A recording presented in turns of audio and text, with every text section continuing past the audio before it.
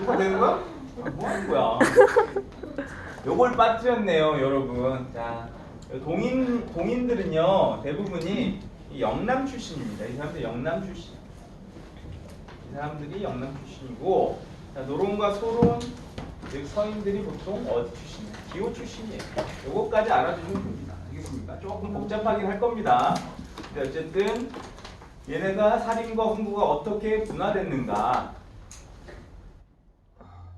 조선 건국을 놓고 분화가 됐다. 그래서 저기는 조선을 건국한 사람들은 관악발을 거쳐서 훈구파가 돼서 세조 때 뭐 세력을 쌓아서 어떻게 된다? 부정부패를 많이 저지른다. 그래서 성종과 중종대에 향촌을 장악했던 살인들을 등용해서 이를 견제하게 했다. 그리고 얘네들 훈구와 살인이 대립했던 사건들이 바로 사화다. 그 중에서 김영사와 중종에 대해서 중종과 조광조에 대해서 좀 자세히 알아두면 좋겠다. 선조 때에 이르러서 살인이 완벽하게 중앙 경계에 진출해서 뭐 때문에 이조전랑의 문제와 외척 정치를 어떻게 청산하느냐 문제로 갈라지게 됐다라는 거죠. 그래서 그들이 또 어떻게 갈라졌다? 남인과 북인, 노론과 소론은 나눠졌다. 이 정도 기억하시면 돼요. 자, 교과서를 보면서 쫙쫙쫙 넘어갑시다. 밑줄을 치시든 형광펜으로 칠하시든 하시면 됩니다. 자, 112페이지 첫 번째 줄 보세요. 15세기 중반 이후 영남과 기호지방을 중심으로 성리학의 투철한 지방사족이 성장하였다. 이들이 누구다? 사림이다. 성리학의 투철하다 그랬어. 아까 얘기했죠. 관악파는 불교나 도교 이런 것들을 인정. 근데 성리학만 최고야. 누구는? 사림은. 그러니까 소격사 같은 거 어떻게 해야 돼? 해제해야겠죠. 자, 이들은 중소지주적 경제 기반을 갖고 있다. 뭐 먹고 살만 하니까 공부를 했겠죠. 그리고 도덕과 의리의 바탕을 둔 왕도 정치를 강조했다라는 거죠. 왕이 지 마음대로 하는 건 뭐라고 했습니까? 세조 같은 사람들. 패도라 그랬죠. 그렇죠. 패도 정치다. 근데 패도 정치랑 반대되는 게 뭐야? 왕도 정치. 유교에서 강조하는 거죠. 왕권과 신권이 어떻게 돼야 돼? 조화로워야 돼. 그게 왕도 정치죠. 자, 그리고 향촌 자치를 주장했다라고 했죠. 향약과 서문을 통해서 향촌을 장악해 나갑니다. 다음 문단 첫 번째 줄 보세요. 중앙정치는 세조의 즉위 과정에서 공을 세운 훈구 세력이 장악하고 있었다. 이들이 뭐로 책봉되는 거야? 공신들로 책봉이 되는 거야. 그래서 공신들이 넘쳐나요. 근데 이들이 점점 썩어가는 거죠. 그래서 훈구파가 돼서 나라를 좌지우지하는 거예요. 그 밑에 줄은 그런 내용들입니다. 이 사람들이 관직을 독점하고 자신들의 땅을 늘려가고 백성들의 땅을 뺏는다. 그런 얘기들이에요. 다음 문단 첫 번째 줄 보세요. 이런 상황에서 성종은 사림의 김종직을 필두로 해서 어떻게 3사의 이들을 사림들을 등용해서 언론과 학술을 담당하게 했대. 그 다음 문단 봅시다. 사화를 극복하고 사림이 집권하다. 왼쪽에 4대 사화에 관한 박스가 나오죠. 자, 무호사화, 갑자사화는 연산군 때, 을사사화는 명종 때 외척들 간의 다툼에 끼인 거고, 기묘사화는 뭐다? 조광조가 제거당한 거다. 그래서 기묘사화는 조광조와 더불어서 잘 알아두시라라고 했습니다. 4대 사화 중에서 제일 중요하다라고 하면 저는 기묘사화를 꼽겠습니다.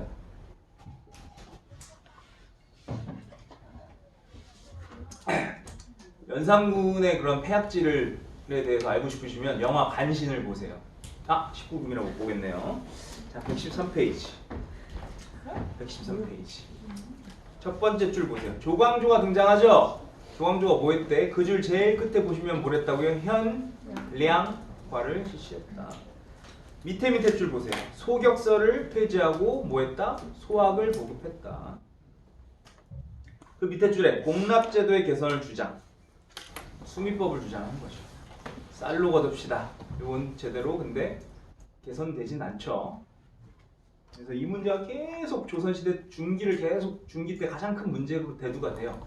그래서 나중에 대동법으로 해결이 됩니다만 그 대동법도 전국적으로 시행되는데 100년이나 걸려요. 왜? 이 방납업자들이 돈을 챙기잖아. 그 돈을 가지고 대신들한테 뇌물을 매겨가지고 이거 계속 지체시키는 거죠.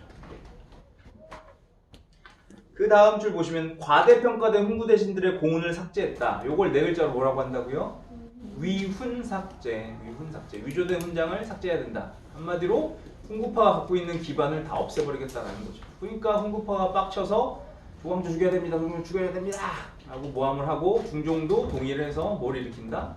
기묘 사화를 일으킨다. 다음 단원이란다. 다음 문단 보시면요. 첫 번째 줄 서원과 향약을 기반으로 향촌 사회에서 꾸준히 세력을 확대했다라고 나오죠. 누가? 사림이 향촌을 어떻게 장악했느냐? 나와 있어. 사림들이 서원과 향약을 통해 향촌을 장악해 나갔다라는 얘기입니다. 주무시는 분들 제가 이따가 쉬는 시간에 다 때릴 거예요. 자, 다음 단원 봅시다. 동인과 서인으로 나뉘어 붕당을 형성하다. 붕당이 뭐야? 붕신 같은 당이 아니라 친구 같은 당이라 그랬죠. 처음에 어떻게 나뉘게 됐습니까? 첫 번째 줄 보세요. 명종 때 나타난 외척 정치의 잔재를 청산하는 문제를 둘러싸고 서로 갈등을 빚었대. 그러다가 이조 전랑의 임명 문제로 갈등이 더욱 격화됐대요. 이조 전랑이라는 이름 정도는 기억해 두셔야겠죠. 3사의 인사권을 가지고 있으며 후임자를 추천할 수 있는 아주 실세입니다. 관직이 아주 높은 건 아니에요.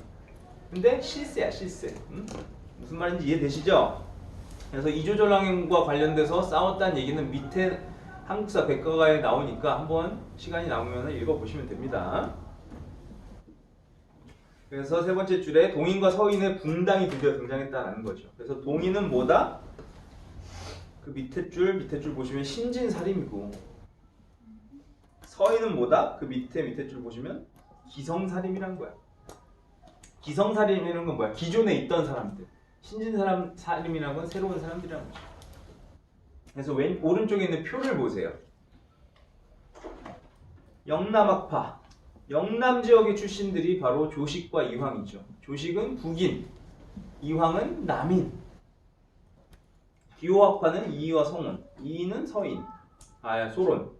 성운은 노론. 이이는 노론. 성운은 소론. 죄송합니다. 미쳤네요.